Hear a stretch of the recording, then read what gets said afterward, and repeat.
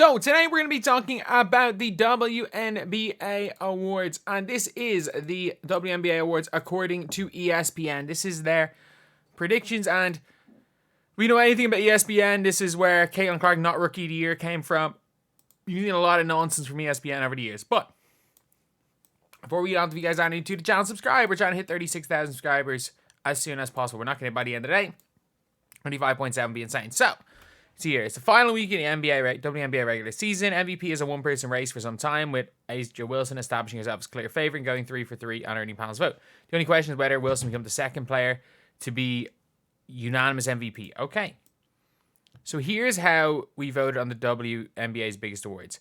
So for the MVP, all 3 voters voted for A'ja Wilson, which I'm fine with. I personally would probably vote for A'ja, especially with how the Aces have finished the season. Like the Aces, we have to take into account the Aces were in a bit of a freefall. And yes, in general, they've struggled against the Lynx and the Liberty. They've struggled against the good teams, but they had that huge comeback win against the Sun where they only scored like 28 points in the first half. And look, they are 8-2. They're 8-2 through their last 10. And they're in a situation now where they're going to go and probably win 26 to 27 games.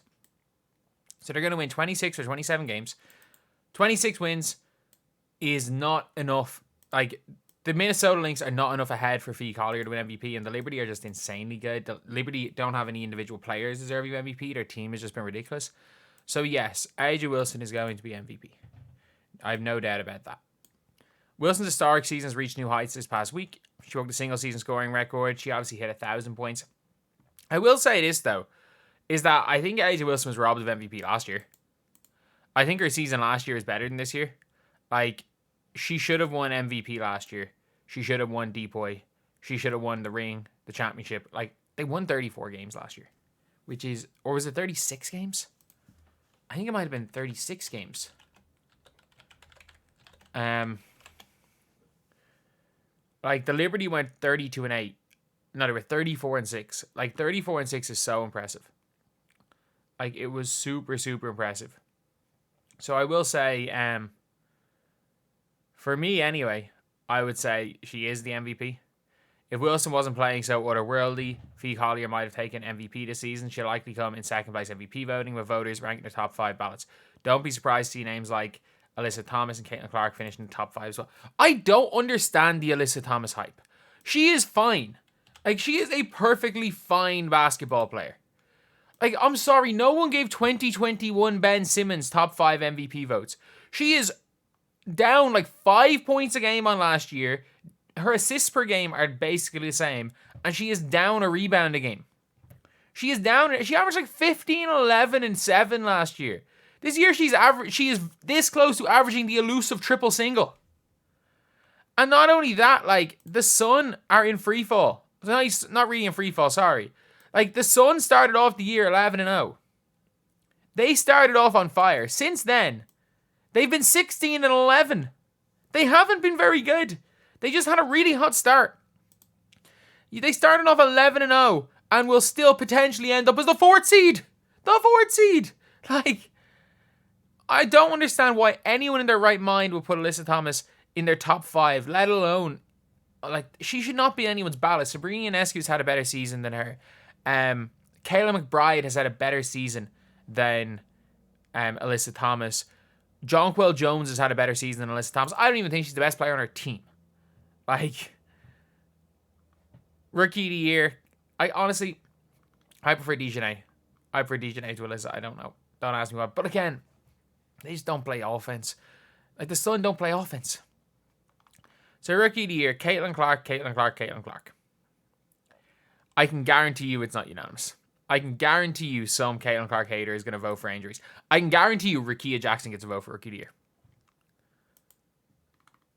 I'm telling you. I can almost guarantee you that Rickea Jackson is one vote.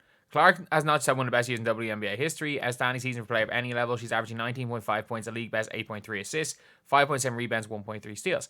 She set up the WNBA She set the WNBA single season record for assists, 329. Has helped the Fever make it back to the playoffs for the first time since 2016. Having the Fever could have hoped for picking Clark number 1, including the surge in attendance and merchandise sales has happened. Clark almost certainly also will be named on some MVP ballots. Sure, she should be. If you do not have Caitlin Clark in your top 5, if you do not have Caitlin Clark on your MVP ballot, doesn't, like, obviously I'm not saying number 1. Heck, if you have her at 4, it's not, if you have her below Stewie, then it's like, okay, cool. I think she should be ahead of Stewie this season because Stewie's just been through a pretty much massive slump from the 3-point line. But at the end of the day, I don't hate that. But if you do not have Caitlin Clark in your top 5, your vote should be removed. Voters picked as one winner for all individual awards. Does that mean Clark will be unanimous pick for Rookie of the Year? She is on our panel, but some voters might opt for Angel Reese, who is averaging 13 and 13, had the longest double-double streak, set the single-season rebounding record. Reese's season was cut short by wrist injury, but she still played 34 games. She had a strong season, but she might also be a top rookie in some other years. But this award should be a landslide for Caitlin Clark. Obviously. Coach of the Year, Cheryl Reeve. The Lynx were expected to be somewhere between like 5 and 9. I had not seen a team had not seen anyone predict them to be a top 4 team, and they might be the championship favorites. I see there 2 sub 500 seasons. And last season was really weird. If you guys didn't see the standings, like last year, they would have been being 500 got you the 5th seed last year. Like, you were the 5th total seed. 19 and 21 was 5. Like, that is crazy. That is absolutely crazy. 19 and 21 got you the 5th seed. Mental. Absolutely mental. But obviously they got Courtney Williams and Alana Smith. I think Alana Smith's one of the most underrated players in this league. Having stumbled during the 4 to 5 stretch having just during a 4 and 5 stretch up to the Olympic break, 2 of those losses coming in Collier's absence, the Lynx have been the best team since returning. The Lynx, I don't know who beats the Lynx. I genuinely don't know who beats them. Like, they are that good. I don't know who beats them. Sandy Brondolo merits votes after leading New York to the WNBA's best record. They had a better, they were 32 and 8 last year, and they're gonna end up probably 32 and 8 again. They're gonna lose to one of those teams fighting for the playoffs. I would say Coach of the Year obviously has to be Cheryl Reeve. There is no runner-up. There's no runner-up for Coach of the Year. Defensive Player of the Year, 3 votes for Fee Collier. Wow, I'd go Essie Magbegor. Just from watching these games, she scares the bejesus out of other centers. Like, yes, Aja Wilson is probably a better shot blocker, but like, Essie Magbegor she is the better defender. Like Wilson, Collier's top 10 steal rate, 4th among players played. Wilson is 10th. Camera tracking data from Second Spectrum suggests Collier has protected the rim as well as Wilson on a per-play basis. Opponents are making 52% of shots inside the restricted area against both players' primary defenders. In addition, Collier's versatility to defend multiple positions based on matchups. She has a chance to flip-flop the order from MVP ballots here. I would be shocked if it's unanimous. 6th Player of the Year. I don't like Febic's 6th Player of the Year. I really like Lainey Febic, but she's started half the year. Like, I don't know how many games she started, but it's a lot. She started a lot of games. And the thing is that her stats as a starter versus stats as a bench, I think she's exceptional. Like, if I was the Indiana Fever, I would be trying to, if you can't get like a Satu or a Natasha, if you can't get a max player with the Erica Wheeler money, I would look to overpay Febic, who I think is an unrestricted free agent. But Tiffany Hayes has actually been a bench player the whole year. I would give it to Tiffany Hayes. Hayes and Atlanta Dream, great. Who last played with the Sun in 2023. She freaking retired. Like, she literally retired. Aces players have won this for the past 5 years, dating back to the Bill Lambier days. On the other hand, Febic, rookie out of Germany, proving a massive addition for the New York. She started 15 games. She started 15 games this season. Come on. Most improved player has to be Kennedy Carter. Like, come on. I think Dejanay or Bridget Carlton are good shouts for this, but it has to be Kennedy Carter. It just has to be. Kennedy Carter is so good. She wasn't even in the league last year. She was not even in the league. Like, okay, first team. Wilson, Fee Collier, Stewie Clark, and Kayla McBride. I like this one. This is my favorite one. Obviously, Sabrina's pretty much gone. I like this one. I love how they have to say that Breanna Stewart plays for New York and that Kayla McBride plays for Minnesota. This is my favorite of the all W first teams. That's my favorite of them all. Because I don't think Alyssa Thomas should be on the first team. I think she is. I think when a player has so much of a deficiency in her game, and like there is, the Connecticut Sun are so, like, as good much as she is a reason for why the Connecticut Sun are so good on defense, she is a reason why they're so bad on offense. She is a bad offensive player.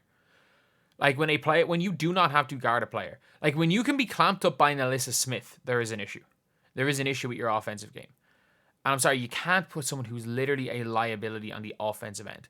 Like, I know, yes, Caitlin Clark's a liability on the defensive end, whereas the other three are like two-way players. But at the end of the day, offense means more than defense.